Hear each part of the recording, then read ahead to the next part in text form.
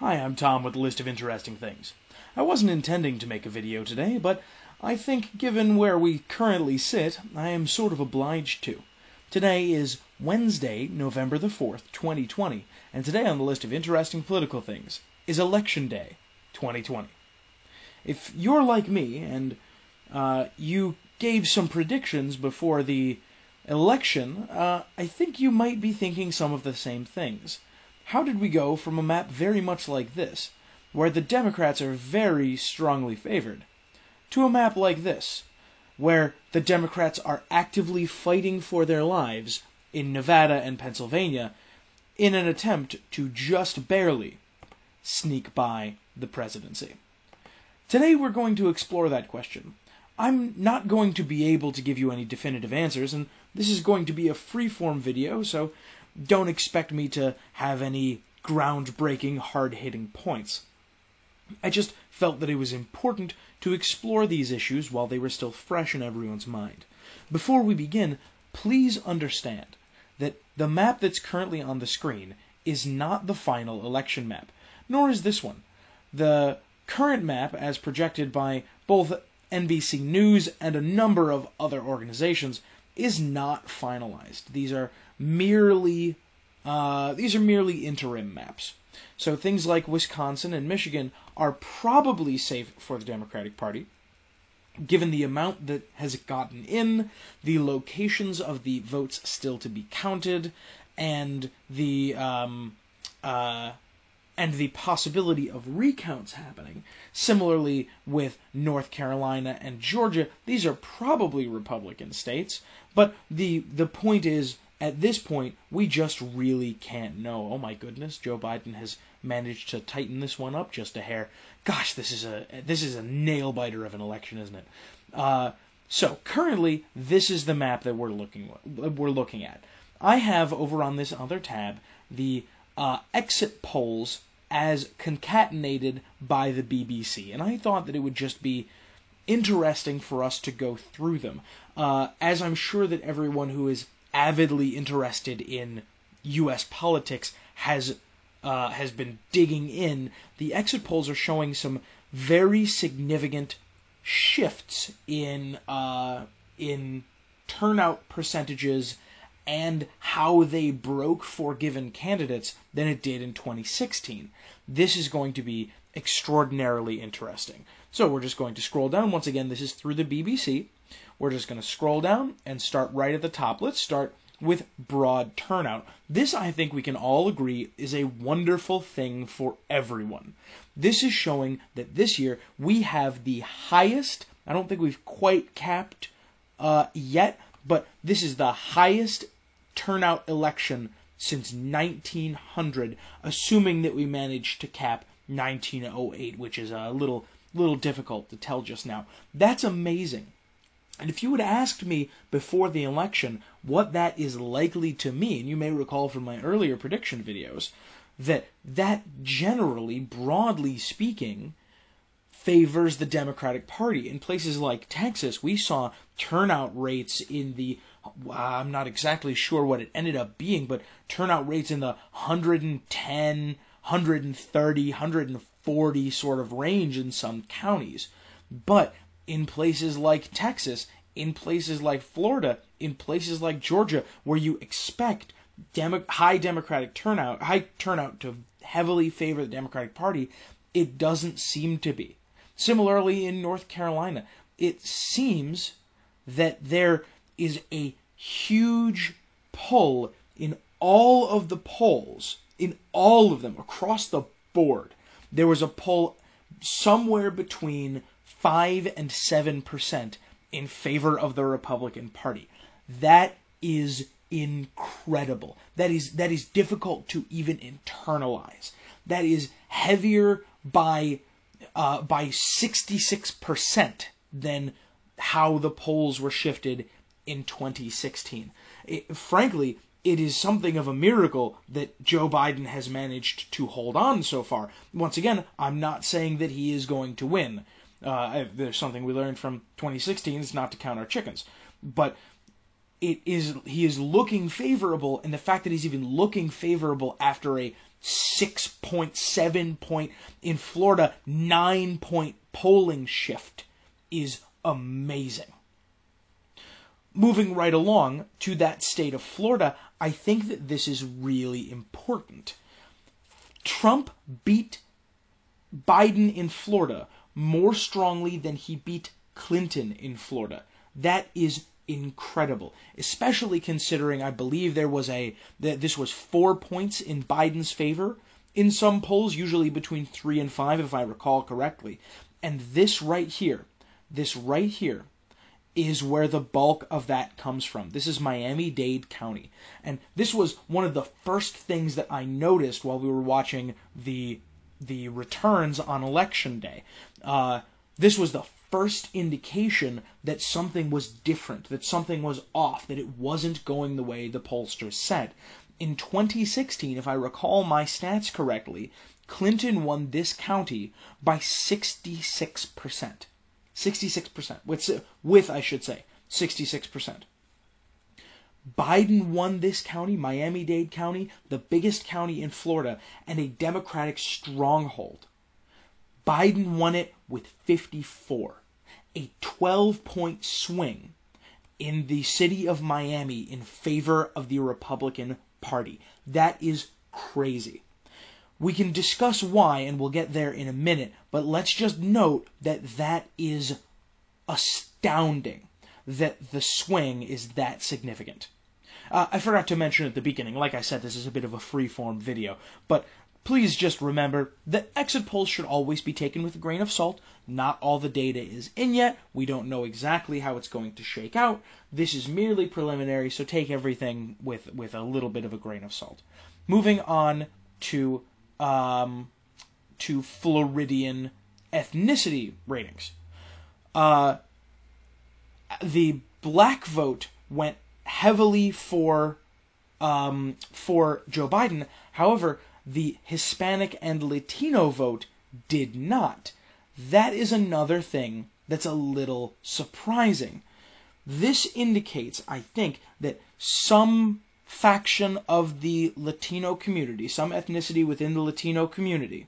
It has been speculated that it is the Cuban American community, though I am not in a position to speculate on that.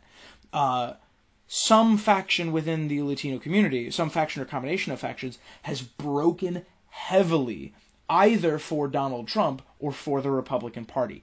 That is extremely significant. Similarly, in age, we see that 18 to 29-year-olds have gone for Biden, but this is less than we would expect. Realistically, this should be in the 70 range. This is not as high as one might have expected. Now we've moved on to the national poll, and here we start seeing numbers that are average throughout the country. So please bear in mind that this includes data from places like Wyoming, that is extremely heavily Republican, and places like California, which is extremely heavily Democrat. So bear in mind that these might be closer to the average than we see in some swing states. Men broke for Donald Trump by a margin of 49 to 48. This, I believe, is slightly lower than Trump's margin in 2016. Women, though, 56-43, I believe is slightly higher, just a hair higher.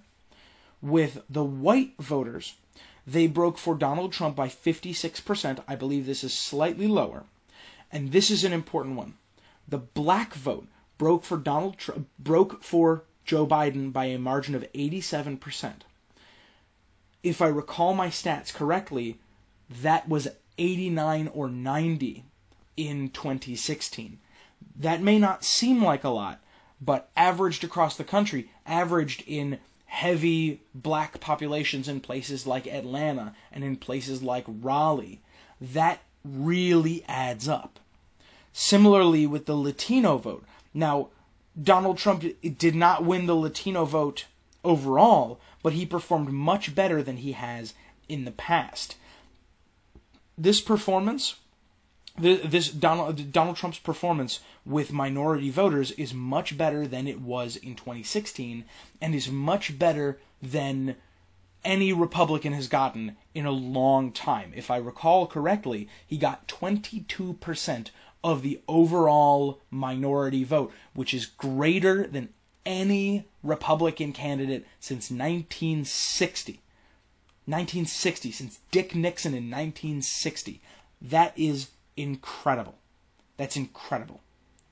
Moving on to age, similarly, we would expect this margin to go more in favor of Joe Biden. Not by an incredible amount, but closer to the 66-70 sort of range. I would also like everyone to pay attention to these marks in the middle that indicate votes that are not assigned to either candidate. So 35 plus 61 is 96. So there's 4% of people aged 18 to 29 who voted but did not vote for Joe Biden or Donald Trump. That is extremely significant because as we're seeing in places like, and let me see if it has it on this map, as we're seeing in places like Michigan and places like Wisconsin, neither candidate is getting a majority. 49.4 to 48.8. That is representative of a very significant spoilage by third-party candidates. I believe principally here it's Jo Jorgensen, and principally here it's Jo Jorgensen and Howie Hawkins. Jo Jorgensen being the Libertarian Party candidate and Howie Hawkins being the Green Party candidate. This is an extremely significant thing to have happened, because this leads to the issue as we've discussed many times, including in our discussion on ranked choice voting. This allows candidates to get a plurality, so they win a state without winning a majority of the people in that state. A minority, it's a very large minority, I should say, but a minority of voters in Wisconsin will have given Joe Biden their electoral college votes. That is very significant. Similarly, if Joe Biden continues to tighten in Georgia, which it's looking like he will, as most of the outstanding vote is in the Atlanta suburbs right here, if he continues to tighten, then it is very likely that whoever wins in Georgia will have won with a minority of the vote. That is very significant. Very significant. Moving on, the education level was very famously something that was given attribution for the incredible polling error in 2016. It was posited that people without college degrees are much less likely to answer the phone and respond to polls, but are much more likely to vote for Donald Trump. That doesn't seem to be borne out by the vast difference in polling data and the vast difference, I should say, between the polling data and the vote count data that we are getting now. That is that's very interesting, because what that means is we still got it wrong, and we still don't know why we got it wrong. There is there's a terrible shift in there's a terrible difference between the polling data and the actual data.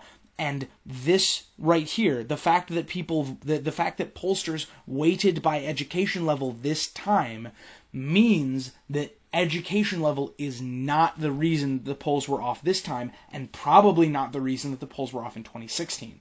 So we are sitting here with this question: why were the polls off? Why were we so very wrong?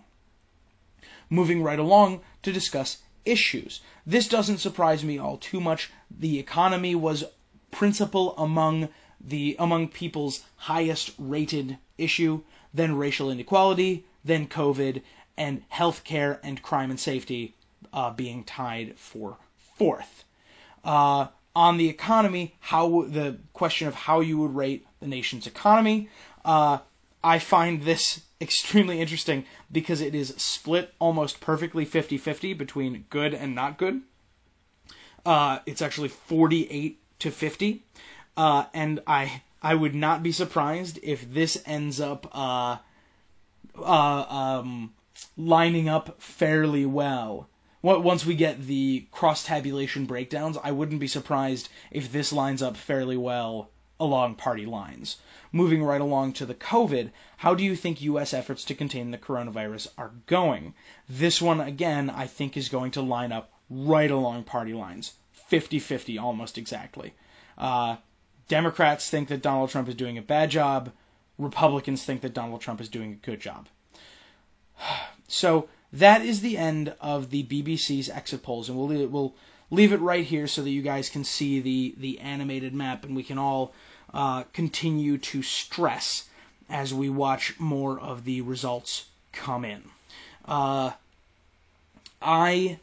don't have too much to speculate on here. I will, of course, be cranking out more videos over the next couple of days, but this problem identified in the title of this video and that is representative of the difference between polling and actual data, that problem is not something that I am going to solve now, or that I am going to even speculate on. And I don't know that it's something that's going to get solved in the next few months or even in the next few years. I think that this is going to, if 2016 shook people's faith in polling data, this is going to destroy them. Until next time, I hope that you will be like Election Day 2016. I'm sorry. Until next time, I hope you'll be like Election Day 2020. I hope that you will be exciting, but perhaps a little less stressful. And above all, I hope you'll be interesting. See you next time.